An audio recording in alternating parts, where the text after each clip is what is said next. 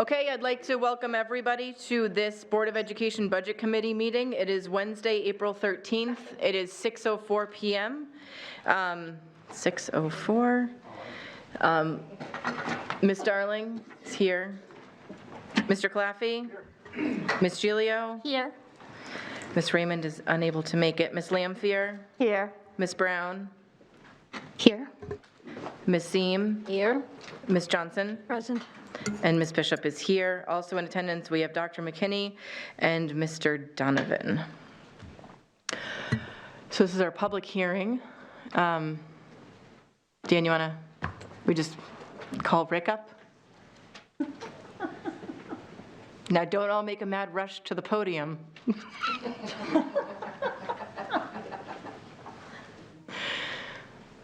Okay, I guess that's it, right? Did you want to speak, Alderman Dowd?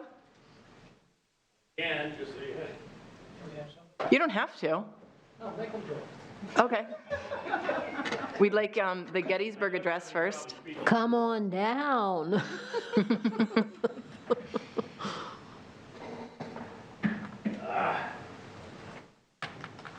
Alderman Rick Dowd, I'm from 8 Escott Park, Nashville, and I'm here both as a liaison to the Board of Education and as the city's budget director. So I'm just curious to see where the school's budget is. I've talked to all of the other division directors. I know where they're all coming out at, and at least this year, I haven't been pressured by the mayor because we're having a crisis, but it'll be an interesting budget season. So about all I can say for now. We are training the new aldermen so they don't have as many questions during our budget hearings. You're scheduled for one with us. They're going to be working sessions. No legislation happens, so there's no public comment. It's just question and answer with the budget committee. Yes. We have several, but that's yours. So. Are we allowed to ask him questions? I just wondered how many new aldermen they have. 7. 7. Thank you. And they tend to be a little physically conservative, but the Board of Education, the teacher's contract passed unanimously. One abstention because Mr. O'Brien's daughter is a nurse. So it passed Budget Committee unanimously, passed the full board unanimously, Thank you. Fantastic. as did the one of the police contracts. It's a big night.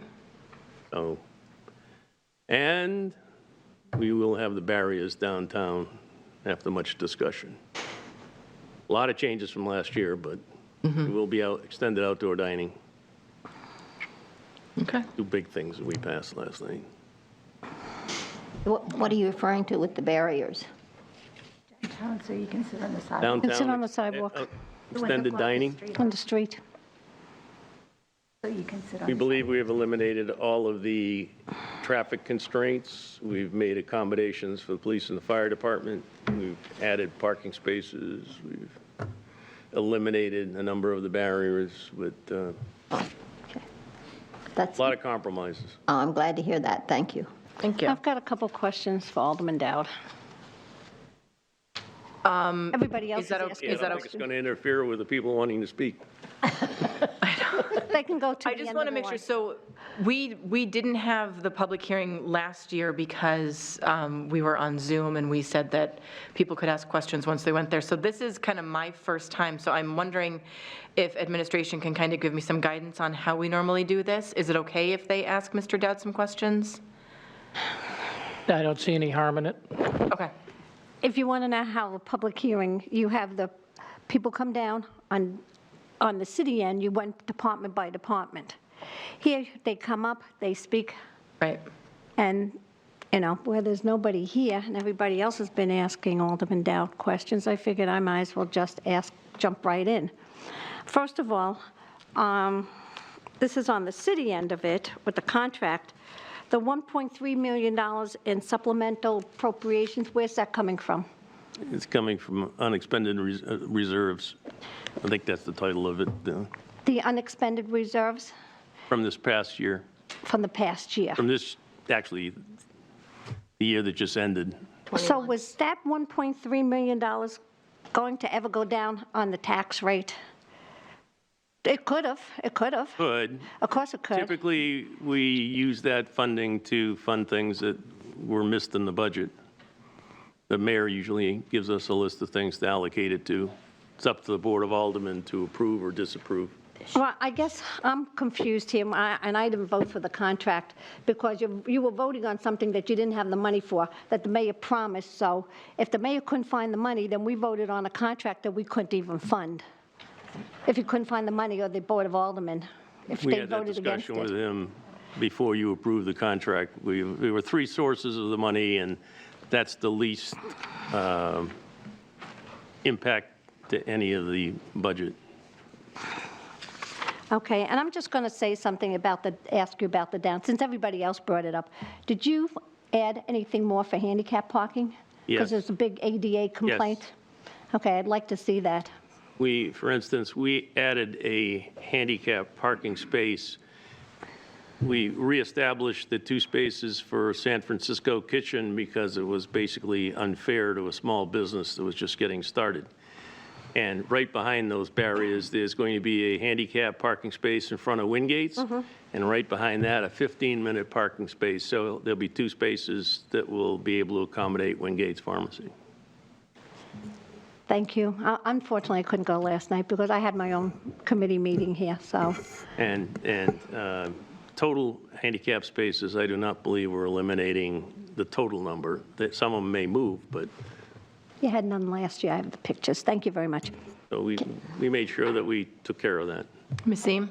I just want to thank Alderman Dowd. I know you were on the board many, many years, and now you, I think that it's good to have people who have tenure because it helps those who have less tenure. So I appreciate your service, and thank you for what you've done for the city. Well, I kept hearing people talking about how many years they've been in the city of Nashua. Last night I pointed out I've been in Nashua for 76 years and 43 years of service to the city of Nashua. Only 43, well, you've got a good 20 to go then. I look forward to it. Does anybody else have any questions for Alderman Dowd? Okay. Well, thank you so much for coming. Problem. Thank you. Okay, do we have any questions that, Mr. Donovan? Yeah, I just want to mention that I gave you some handouts tonight related to enrollments. Now, I sort of did a little bit of analysis. You have 3 sheets. One is a copy of the October 1st enrollment. That's the number that I typically use when we talk about number of students at any point in time during the year. Some of the other presentations that people put forward had different numbers. And that sort of happens because people run different reports out of Aspen and things are organized differently.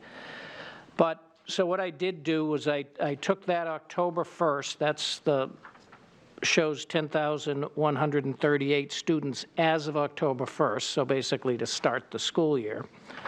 And then I compared it, what I did for the elementary piece. In there you have a colored sheet. And what this is this is something we've been giving out every year. And it's a breakout of the enrollment in the elementary schools. It also lists each one of the schools. It lists how many teachers, and it gives you an average number of student per grade per school.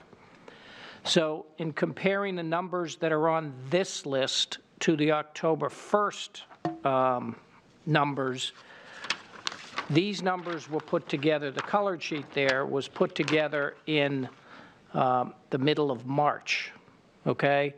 So the difference between the October number and the middle of March is there's 52 more students in the district in the middle of March than we started the year with, okay? So As far as the total number, as far as total number of students, I would go with the number that is on the October 1st. Right now, it's 52 higher for elementary. I didn't do that analysis for the middle and high school yet, but basically there was a number saying we had 10,500 something students. That number isn't correct. It's around 10,200 or so.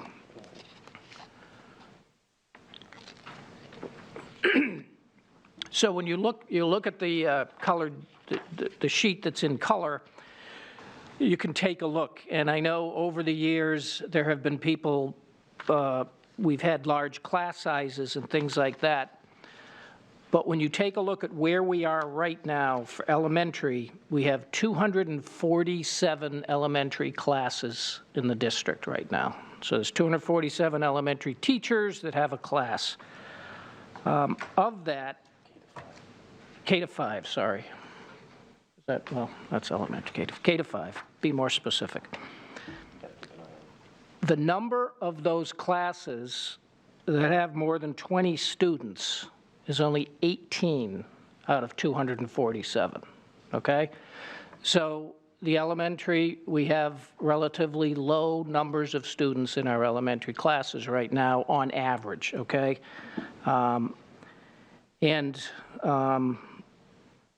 More than 23, there's only three grades that have more than 23 in it. So the numbers that used to be around that were 27 and 28, those numbers are all well down.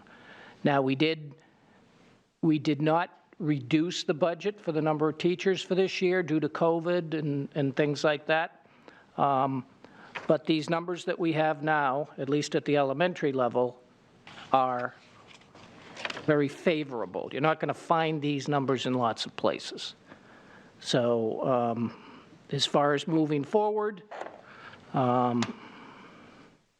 most of these, unless we have a large influx of students, I think we have a relatively low class sizes for a public school system.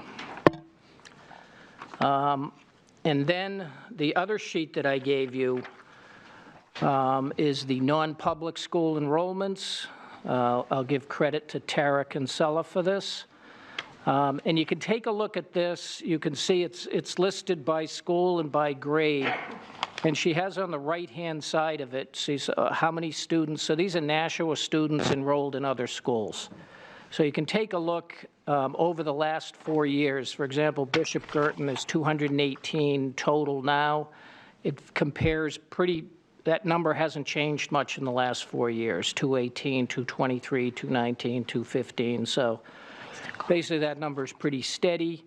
And if you look down, you can see there is the World Academy, which is a private school in Spitbrook Road. You can see that sort of ticking up slightly, but it's a small school. The Micro Society also, you can see it 4 years ago it was 189. This year it's 229. So there are sort of small amounts of students that are going to the non-public schools at this point in time. Can I ask a quick question? So ASD is classified as a private school? Yes. Oh, you need your mic on, sorry. Yeah, it's a charter school, but we was trying to show students that live in Nashua that aren't going to the public schools. That's what this is. So ASD is not classified as public? It's a charter school. I know, I So understand. you could argue it's a public school, but it's not a public school managed by the Nashua School District. But I think it's funded by it's got federal, right? Well, they get some state funding, and they've come up with their own funding. Thank you. I just wanted to be sure he recognized that.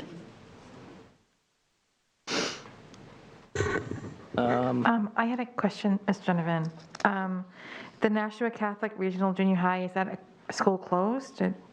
Yes, what they did was we previously had two. We had Infant Jesus School, which is over Crown Street? Crown Street, right around there, yes. Is it on Crown Street? Might be. Well, it's on the corner of Crown and Ald's across from Southern New Hampshire Services. Very good. That school, there was St. Chris, which is on Manchester Street near Janot's. And there was Nashua Catholic Junior High, which is further up the road. They combined 2 years ago to form what is now called St. Christopher Academy. So the Okay. So the numbers you see there, you'll notice, for example, Nashua Catholic Regional Junior High, that's when it was a separate entity. Now those numbers are rolled into St. Christopher Academy. Thank you. So it looks like they've had a drop in enrollment 2021, 2022 as well, between all of the non-publicly funded schools, which is interesting. I was thinking their numbers were going to jump up because of people pulling their kids out for remote learning, and they've had a drop too. It did go up. For the 1192 and 1213? The total? They're Oh, listed I'm back. looking, Went St. down. Christopher Academy's 315 now, it was 303 last Oh, year. no, I meant the overall total. But At if the you look bottom. at the classroom sizes, it looks like their classroom sizes are larger than ours. No? Am I misreading? And that's just how many kids are These enrolled aren't, in. these are just total number of Nashua students in each grade. This has nothing to do with their classroom size. Oh, you're saying it could represent more than one class, it's just sixth graders, 41, okay. Right, number of students in the grade level, right. Thank you. Yep. Yeah, I'm glad you clarified, because I was thinking, wow. Do kids from other cities and towns go to these schools as well? Yes. Okay, all right, Yes. and they're not included, These right? are just Nashua students, not the total population of these Okay. schools. Thanks. Ms. Johnson? Thank you. We didn't get that far of a look back and no projections coming up. I wanted to see, I know we have to pull out 20 and 2021, but I wanted to see what the numbers were like from 19, 18, 17, 16, like that, compared to the numbers that we have now. And we used to have projections, am I right, Alderman Dow? We used to project about 4 to 5 years out where our numbers were going to be, so this way we had an idea with the enrollment coming up. I haven't seen any of this. We didn't do a projection this year. We have a projection from, I think, last year or the year before. It costs money to get a projection. To be honest with you, Mrs. Johnson, I take a look at the projection, compare them to actuals. I'm not sure what value you're getting for your money. They basically have a formula where they take births and they make certain calculations. I have a spreadsheet. They showed me a spreadsheet to show what, but they're not projecting, anything they project is typically off by over 150 students. So if we were in a growth environment in Nashua where we were growing and it's like, okay, are we going to need another school or something like that? So I think back in the day when that was more important. Right now, we sort of, drop about 100 students a year or so. We did have that blip a couple years ago, the first year of COVID, but we're kind of in the same ballpark. So, it costs about $5,000 to get that report. Well, I'm also curious, going back a ways, to just kind of see what our enrollment was at this point and where we are now. How many students did we actually lose from the district overall? Because this number is just a projection, right now in time. 2021, we did lose 27 students, as what you're saying, but I'm kind of curious, like from 1918, what was our student population at that time, the amount of students? I see what have left the district or maybe never even came into the district, what you're showing here, with the charter schools and the Catholic schools.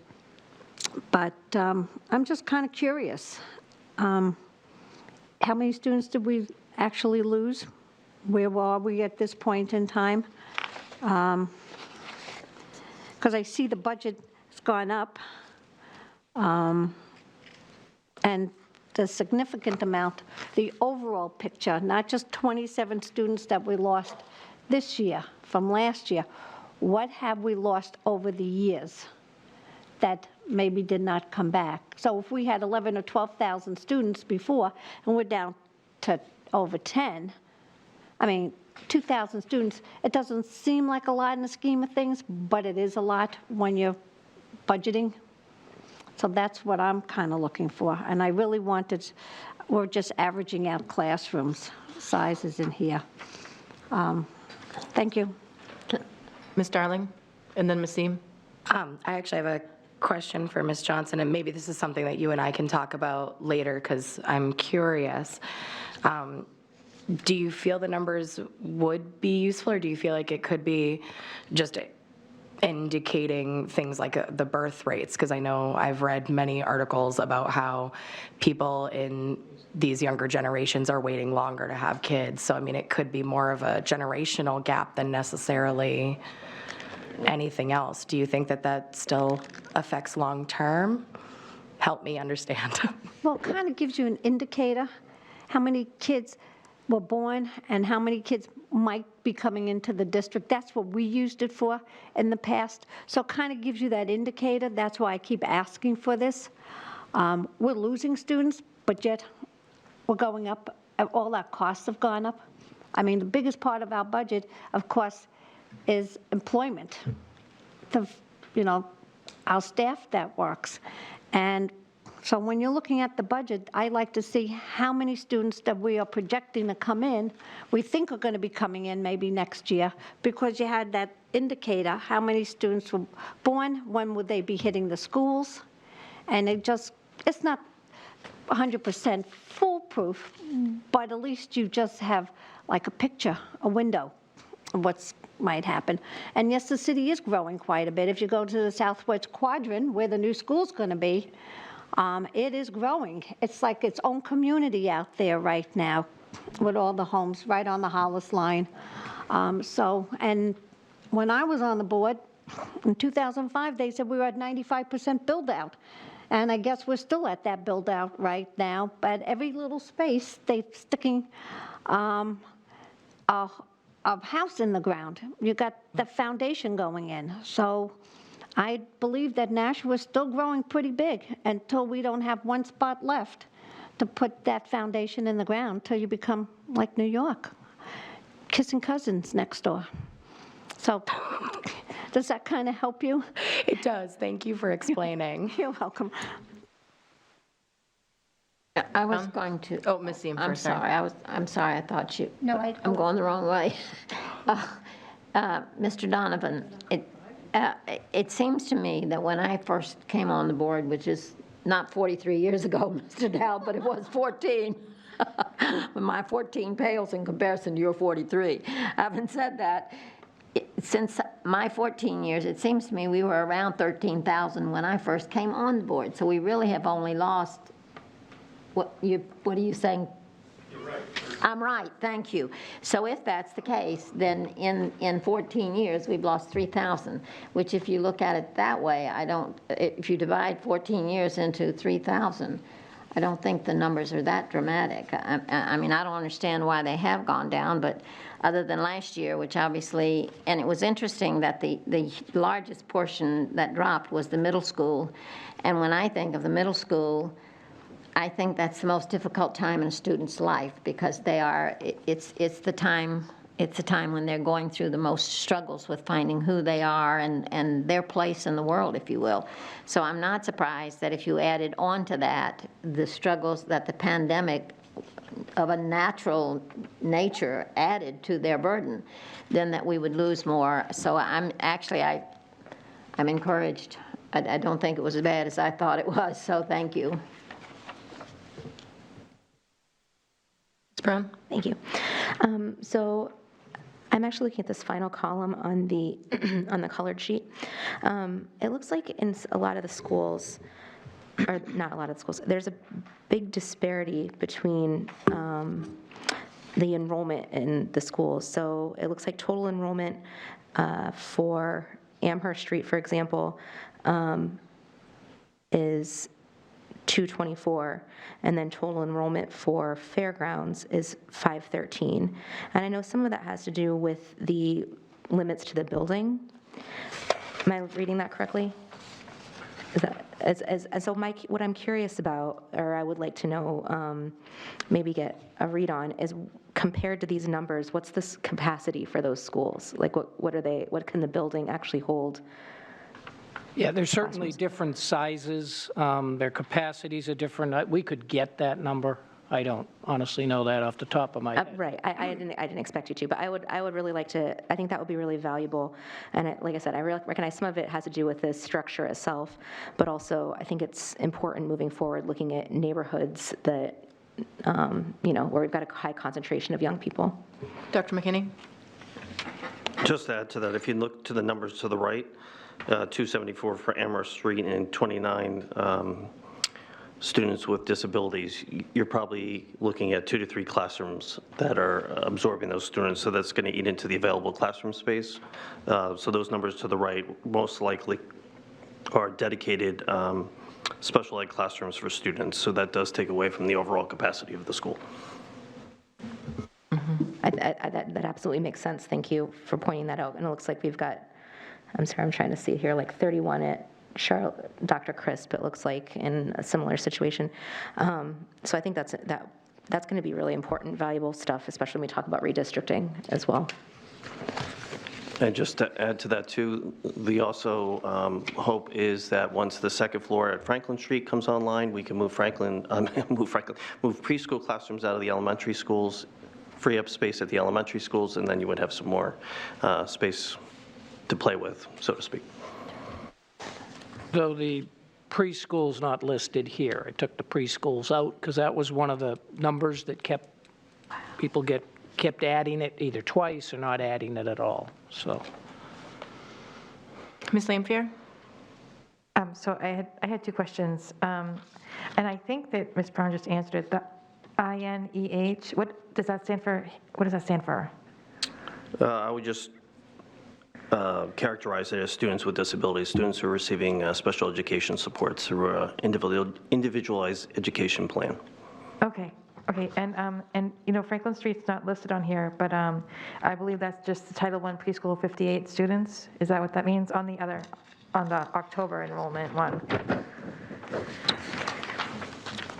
On the October, Title I preschool is a separate program. That program used to be in the First Church for many years. Now it's at Broad Street.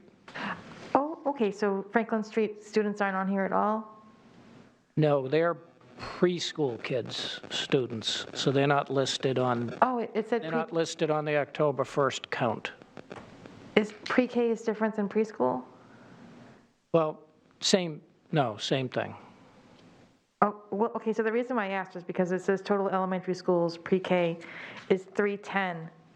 And I didn't know, are all those kids going to go to Franklin Street, hopefully, or it seems like so many kids. The Title I preschool will stay at Broad Street. The Purple Panther preschool will stay at Nashua South.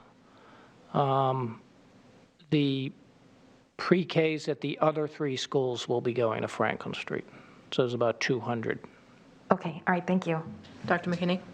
And just to clarify, I think what you're saying there, Ms. Lampier, is in the preschool or pre-K numbers, when this report was filed in October, Franklin Street wasn't listed as a school with the DOE just yet. So some of these students you're seeing here, I believe, are in Franklin Street, because I don't think there are 108 preschoolers in Mount Pleasant, but they're included in this report. All right, thank you. Yeah, they're tiny little guys, tough to keep track of. Yeah. Any other questions? No other questions?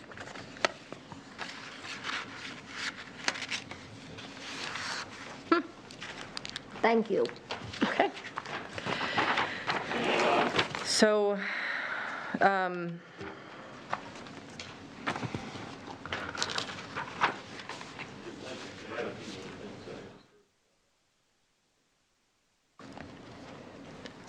in regards to the school district? Yes. Okay.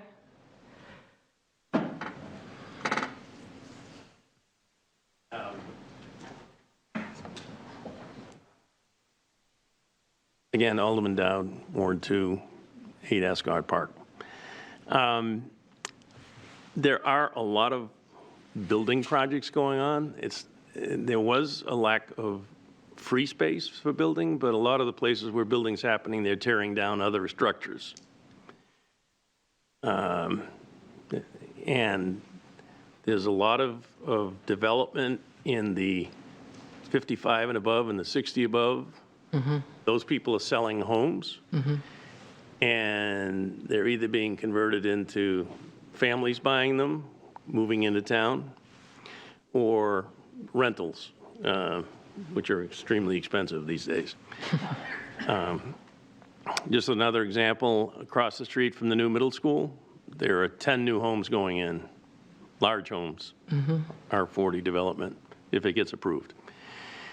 So there are several other developments of homes going in. It's our intent, the Board of Aldermen, to entice builders to build starter homes, which means new families. So that's not going to happen tomorrow, but downstream, you could have an increase in population. And as far as Franklin Street, our plan, by the way, I have my finger on, probably my whole body on part of the 5 different building projects right now, 5 buildings. Franklin Street's one of them.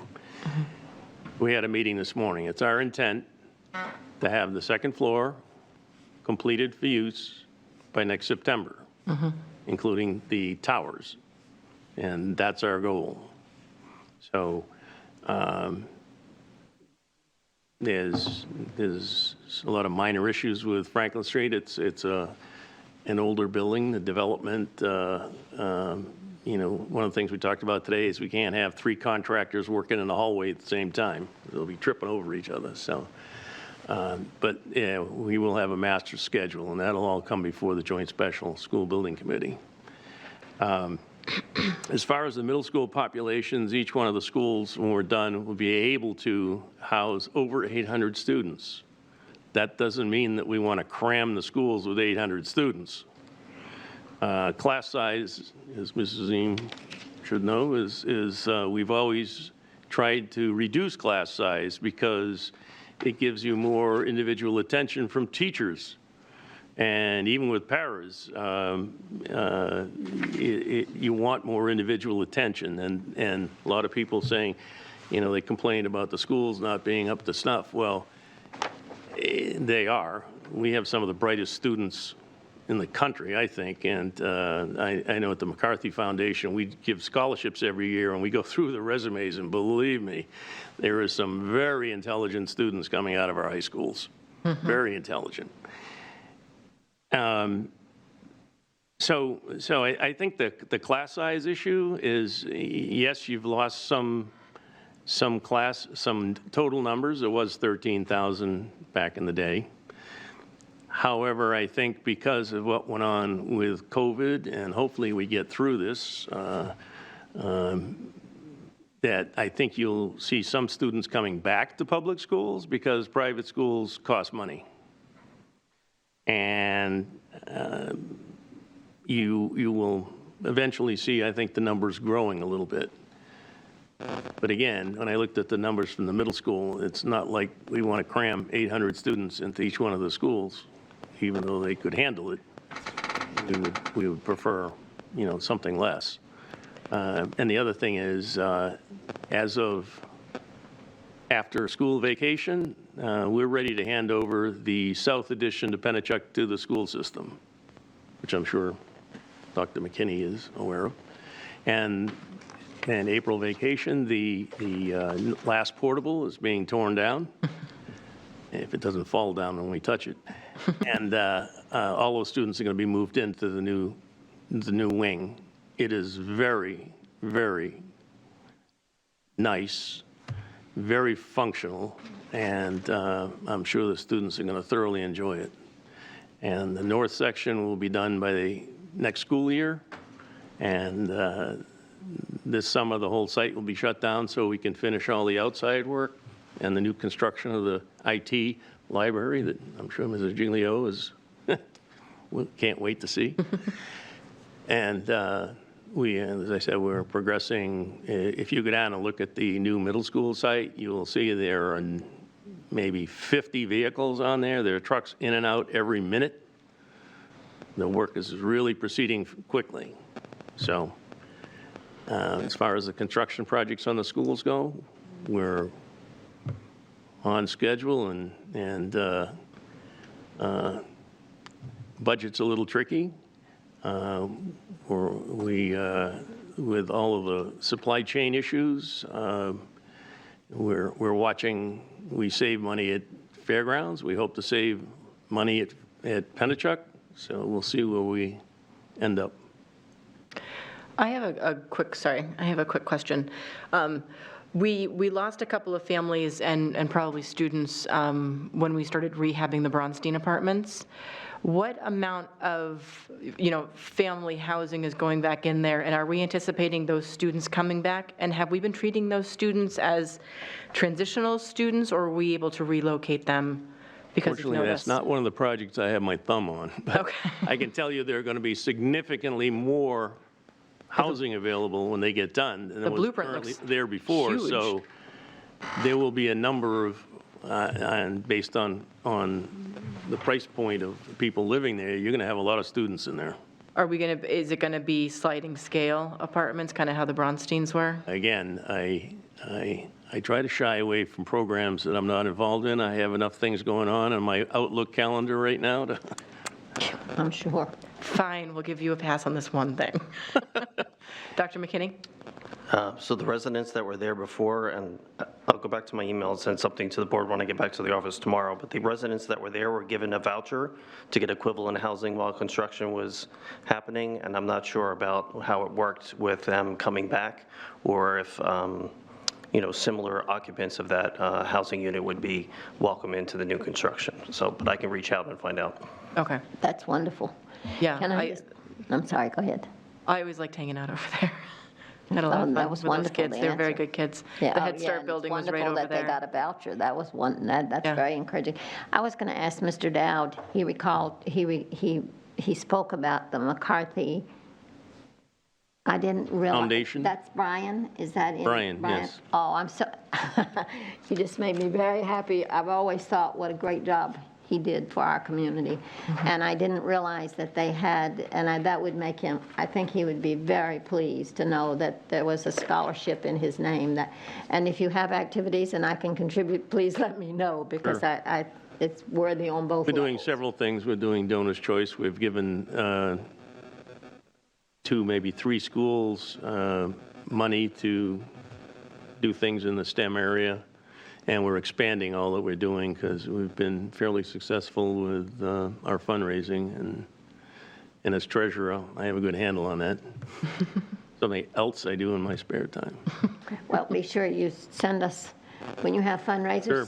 include the board. Tell us, come Yep. down and do your Yep. 2 cents here. Because it's worthy. I'm delighted to hear about Brian because he certainly was worthy. Right. Thank you. Thank you. Oh, Mr. Claffey?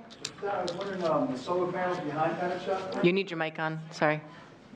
That's okay. This is public. Yes. The big solar panels to the, I guess it's the north of Pennachuck, Yes. when, are those going to reduce costs for us, and if so, when? No. Those solar panels belong to the Pennachuck Water Corporation, which somehow I'm also involved in that. I'm on the Water Committee. But I just had a meeting with the CFO and the COO of the Pennachuck, and the only thing left to have those come online will be the running of the wires from the solar panels themselves to that huge pole array that you see outside Pennachuck Middle School. Then they'll hook into the grid, and the way the financing works is it's all Pennachuck.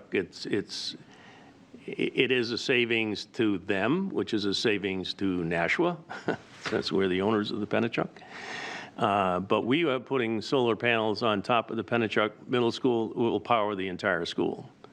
We're putting solar panels on top of Franklin Street, and we're putting solar panels on top of the new school, which will fully power the schools. Unfortunately, the battery technology doesn't allow us to store the excess power, which goes back into the grid. But we're working on that, hopefully, with technology. And it's entirely possible by the time the new school opens, we'll have the battery technology to store power so that it gets snowy or cloudy, that we'll have the excess power for the school. but Haven't we seen a cost savings on fairgrounds with their It's- solar panel? Or are we not far enough into the year to see the dial tick back?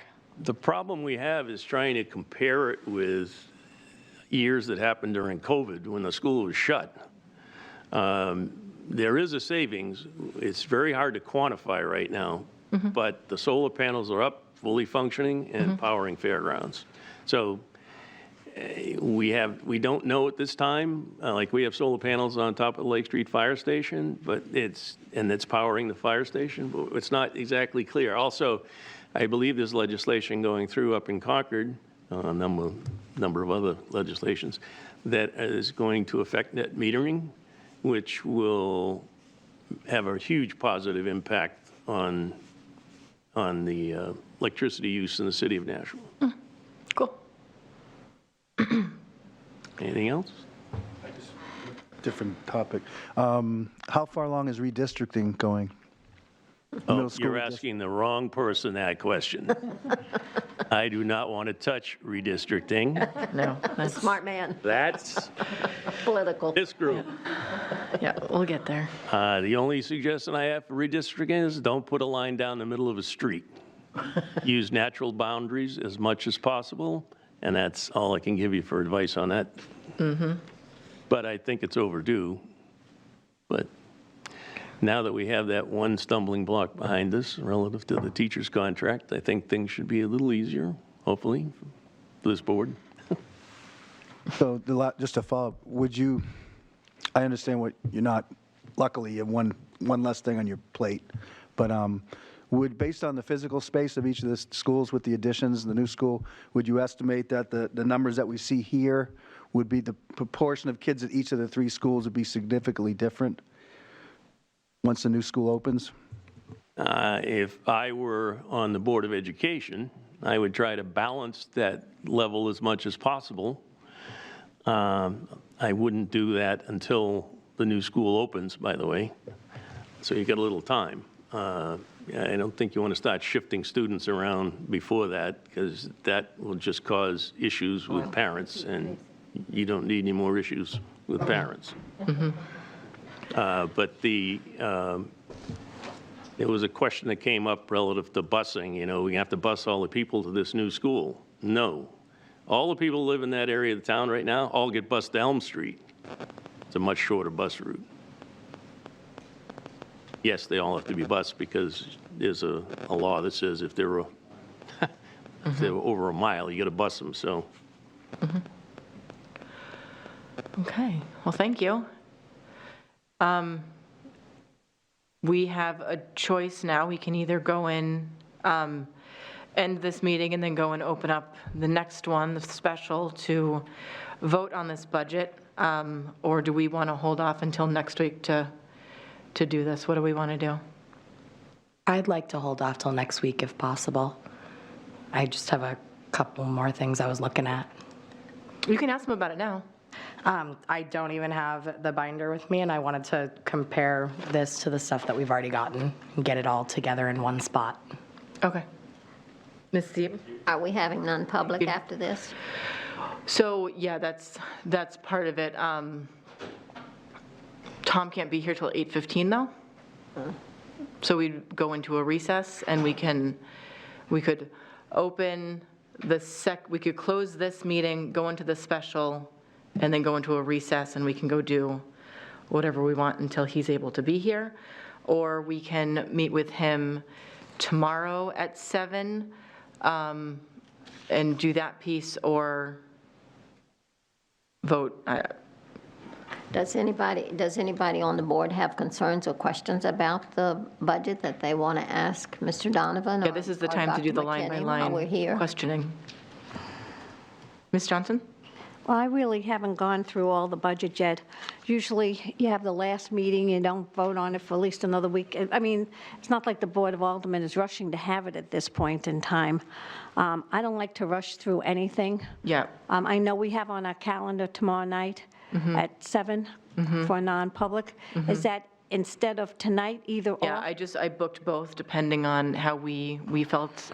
I didn't know what we were going to be counting on for public hearing, so I wanted to lock us in for both options so that we weren't kind of tied up. I want to make sure, though, next week, if we're going to have a quorum, because we may have to push it out till after April vacation. I know Regan's not going to be here next week. Ms. Gilio, are you going to be here next week? You are. Okay. Wait till September. Okay, I thought for some reason, because balancing against JSBBC, some people weren't coming. No, I'm coming to JSS. You are able to do that? Okay. So that was one of my concerns, too, was that we weren't going to have a quorum, but if you guys are all going to be here, I may not be here, so. I just have a question for Mr. Donovan. The positions that are in the budget that have just a salary, open positions or new positions, I was going through that the other day. For like maintenance, I'm just going to use it for an example. You have an open position for $37,190. That's already budgeted in the budget, or these numbers are not in the budget? No, everything in that is in the budget. It's in the budget. So open position, we didn't have a person in that position at that time. So in that case, a custodian resigned and there was nobody there, so we put in open position because we're in the hiring process to get that person.